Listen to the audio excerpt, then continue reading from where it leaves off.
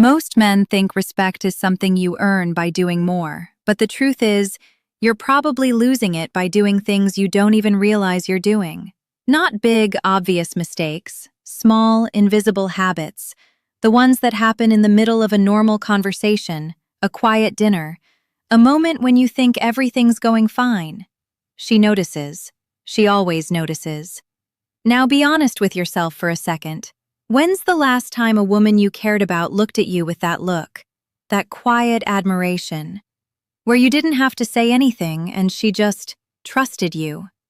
If you have to think hard about that, this video is for you. Because today we're going through 7 specific behaviors, 7 silent killers that feel completely normal to do.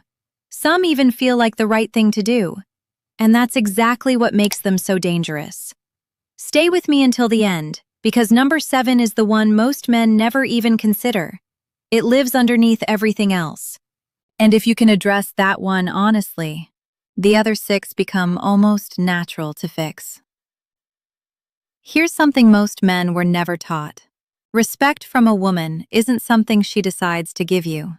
It's something she feels, almost against her will, when certain conditions are met. And when those conditions are violated, even slightly, something shifts in her. Not dramatically, just quietly, like a door closing an inch. For a long time, men have been told that earning respect means effort, being available, being supportive, being enough. And those things matter. I'm not dismissing them. But here's where most men get it wrong. They confuse effort with value. They think doing more signals they're worth more. And what actually happens, subconsciously, is the opposite. When a man is constantly performing, constantly seeking approval through his actions, a woman's nervous system picks up on something. Not a thought, a feeling, a low hum that whispers, he's not sure of himself. And uncertainty is not attractive. It just isn't. I've seen this 1,000 times. A genuinely good man slowly watches the dynamics shift. She becomes more distant. He tries harder. She pulls back more. And he genuinely can't figure out what went wrong. Because from his perspective, he's been doing everything right. But the issue was never effort. It was the signal underneath the effort. And that signal can be undermined by behaviors that seem harmless. Behaviors that feel, in the moment, like the mature thing, the kind thing, the respectful thing. These aren't mistakes made by weak men. They're mistakes made by good men who were taught the wrong things. So let's start dismantling that. The first behavior is over-explaining yourself. Not rambling, I mean the deeper habit. That quiet internal pressure to justify your decisions, your opinions, your choices to a woman who didn't even ask. Have you ever made a simple decision and then added a little disclaimer at the end? I don't know, maybe I'm wrong about that. Or, we can do something else if you want. Not because you were genuinely uncertain, but because some part of you needed to make sure she wasn't disappointed. That habit is costing you more than you know. When a man over-explains, what he's really communicating underneath the words is that her approval is required before he can feel settled in his own decision. He's not sharing his perspective, he's seeking a verdict. And she feels that. She might not name it, but something in her stops seeing him as a source of stability and starts seeing him as someone who needs to be managed. Picture this. You've made a reservation at a good restaurant. She asks where you're going. You tell her, and then immediately add, I wasn't sure if you'd be in the mood. We can change it if you want, whatever you prefer. She smiles, says it's fine. But something in her eyes goes just slightly flat. Because she didn't want a committee meeting, she wanted a man who made a decision and stood quietly behind it. That flatness isn't annoyance. It's a tiny withdrawal of respect. And those withdrawals compound. What to do instead? Make the decision. State it simply. If she has a preference, she'll tell you. The quiet confidence of a man who doesn't need to justify himself is magnetic. Not because it's aggressive, but because it's rare. The second behavior is seeking reassurance repeatedly. Not once, That's human and normal. I mean the pattern. Are we okay? You're not upset with me, are you? Every time he asks, he thinks he's being emotionally responsible, but what she's actually experiencing is different. Each time she has to stop her own processing and become his emotional stabilizer. She has to reassure him so he can feel okay. And gradually, without either of them meaning for it to happen, she becomes the one holding the relationship together. That's exhausting, and it repositions him, in her mind, from partner to someone she has to take care of. The ability to sit with uncertainty without needing immediate soothing, that's emotional maturity, and she will feel the difference. The third behavior is oversharing vulnerability too early. And I want to be careful here. I'm not telling you to be emotionally closed off. Vulnerability done right is deeply connecting, but it has a timing.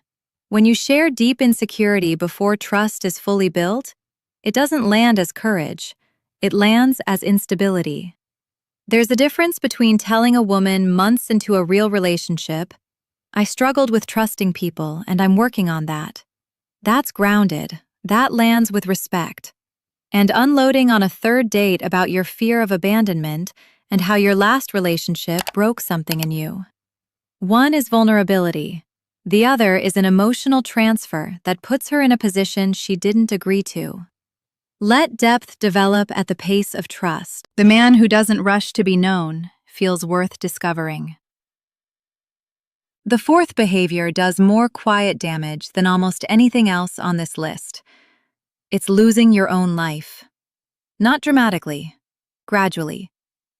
The man who lets his friendships fade because the relationship became his whole social world, who stops pursuing the things that used to make him interesting, who becomes so focused on the relationship that he has nothing left that's truly his. And he thinks this is devotion.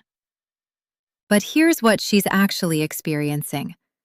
When a man loses himself in a relationship, the relationship loses the thing that made her want to be in it, his separateness, his world.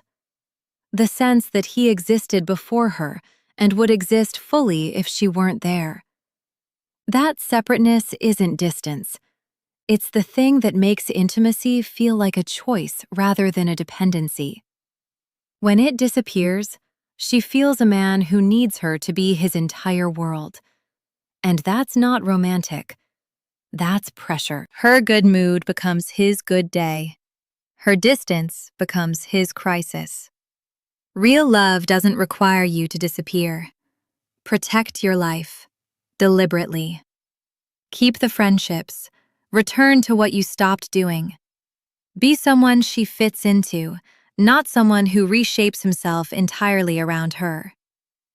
The fifth behavior is reacting to her emotions instead of anchoring them. When she's upset, most men either get defensive, which escalates everything, or get anxious and over-accommodating, which teaches her that emotional intensity is how to get his full attention. Neither works.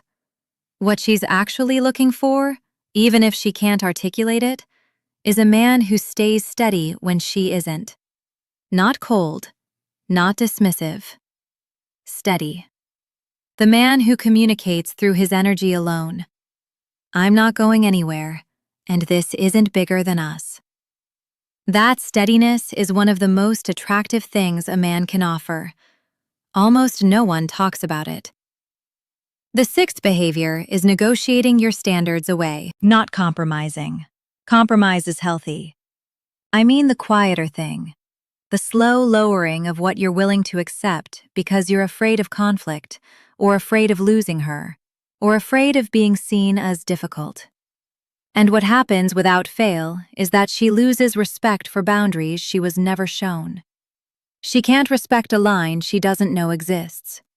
A man who knows what he values and holds to it gently but clearly. That man is trusted, not feared, trusted. And now, number 7. The one I almost didn't include. The seventh behavior is needing her to see you a certain way.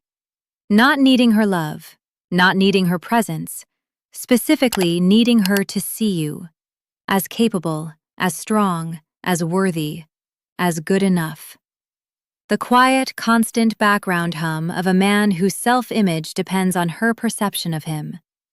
When your sense of yourself is tied to how she sees you in any given moment, you've handed her a weight she never asked to carry, and you've handed her power over your internal state, which means every time she's distracted or distant or just having a hard day that has nothing to do with you, you feel it as a threat.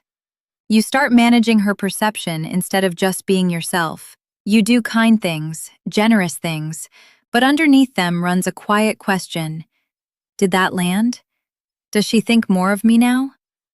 Be honest with yourself for a second. Have you ever done something kind for a woman you cared about and felt a quiet deflation when she didn't respond the way you hoped?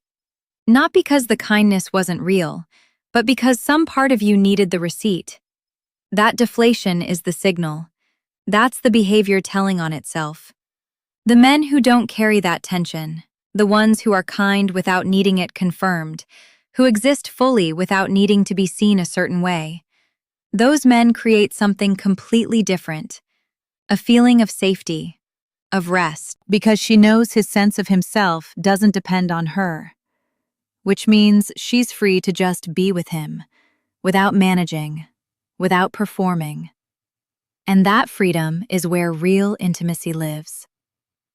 All 7 of these behaviors, over-explaining, seeking reassurance, sharing vulnerability too early, losing your own life, reacting instead of anchoring, negotiating your standards away, and needing to be seen a certain way. They don't come from weakness. They come from something that was probably taught to you as strength, as love. But real respect comes from a man who is genuinely okay with himself. Not perfect, not without doubts, but settled somewhere deep in who he is. You don't need to become someone new. You need to stop doing the things that are covering up who you already are. That's it. That's the whole thing. Most men will hear these 7 behaviors, feel something shift for a few minutes, and go right back to their old habits tomorrow. Not because they don't care, but because familiar feels safe, even when it isn't working. But if you're the kind of man who actually wants something different, not just in how women see you, but in how you carry yourself through the world, then you already know what to do. That's exactly why I started Senior Harmony Life, not for the masses, for the few men who actually listen, who are willing to be honest with themselves even when it's uncomfortable. If that's you, and I think it might be, otherwise you wouldn't still be here, then subscribe. Not for me. As a quiet signal to yourself that you're ready to move in a different direction. And before you go, which of these 7 behaviors have you been living with without even realizing it? Leave it in the comments. Not for me, for yourself. Because naming it honestly is always the first real step. I'll see you in the next one.